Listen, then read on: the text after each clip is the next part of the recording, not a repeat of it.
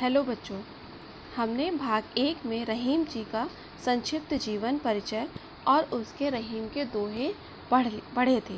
भाग 2 में अब हम उसके आगे पढ़ेंगे। एके साधे सब सधे, सब साधे सब जाए, रहीमन मूल ही सींचबो, फूले फले अघाए। प्रस्तुत पंक्तियों में कवि हमें यह शिक्षा देते हैं कि एक बार में एक ही काम करने चाहिए। हमें एक साथ कई सारे काम नहीं करने चाहिए। ऐसे में हमारे सारे काम अधूरे रह जाते हैं और कोई काम पूरा नहीं होता। एक काम के पूरा होने से कई सारे काम खुद ही पूरे हो जाते हैं। जिस तरह किसी पौधे को फल फूल देने लायक बनाने हेतु हमें उसकी जड़ में पानी डालना पड़ता है। हम उसके तने और पत्तों पर पानी डालकर फल प्राप्त नहीं कर सकते। ठीक उसी प्रकार हमें एक ही प्रभु की श्रद्धापूर्वक आराधना करनी चाहिए। अगर हम अपनी आस्था रूपी जल को अलग अलग जगह व्यर्थ बहाएंगे तो हमें कभी भी मोक्ष प्राप्त नहीं हो सकता। तात्पर्य यह है कि हमें वास्तविक जीवन में भी कोई भी कार्य करने से पहले एक ही कार्य में मन लगाना चाहिए। एक से अधिक यदि हम काम करते हैं, एक ही समय में करते हैं, तो वह कोई भी कार्य पूर्ण नहीं होता। और यदि हमें सच्ची लगन से कोई काम पूर्ण करना है तो उसके लिए हमें एक काम में पूरा ध्यान केंद्रित करना चाहिए। जिस प्रकार हम पढ़ाई करते समय ध्यानपूर्वक पढ़ाई करते हैं तो वो हमें अच्छे से समझ में आता है और हम अच्छे से पूरा करते हैं। अगला है, चित्रकूट में रमी रहे, रहीमन अवध नरेश, जा पर विपदा पड़त है, सो आवत यह देश। इन पंक्तियों में रहीम जी ने राम के वनवास के बारे में बताया है। उन्हें 14 वर्षों का वनवास मिला था तो वे चित्रकूट जैसे घने जंगल में रहने के लिए बाध्य हुए थे। रहीम जी के अनुसार इतने घने जंगल में वही रह सकता है जो किसी विपदा में हो, नहीं तो ऐसी परिस्थितियों में कोई भी अपनी मर्जी से रहने नहीं आएगा। तात्पर्य यह है कि जब हमें कोई भी विपदा, दुख और संकट आता है तो हम उस परिस्थितियों को, उन अनुकूल परिस्थितियों को हम उसे पूरा करते हैं।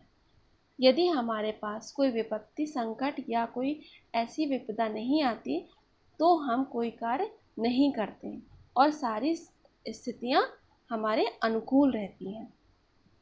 दीरघ दोहा अर्थ के, आखर थोरे आही, ज्यो रहीम नट कुंडली, सिमटी कूद चढ़ी जाही।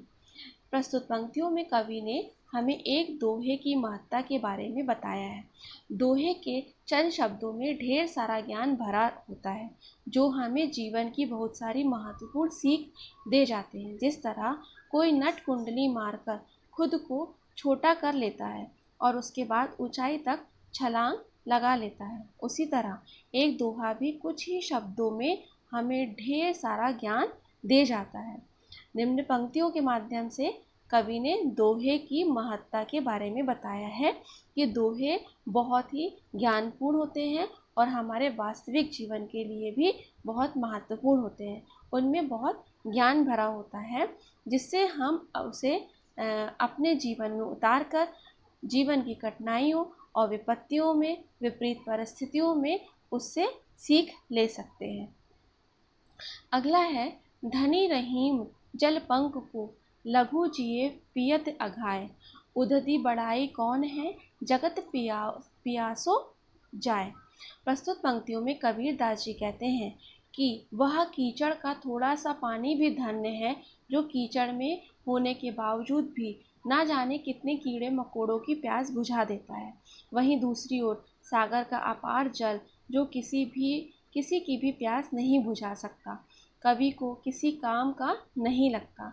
यहाँ कवि ने एक ऐसे गरीब के बारे में कहा है जिसके पास धन नहीं होने के बावजूद भी वह दूसरों की मदद करता है।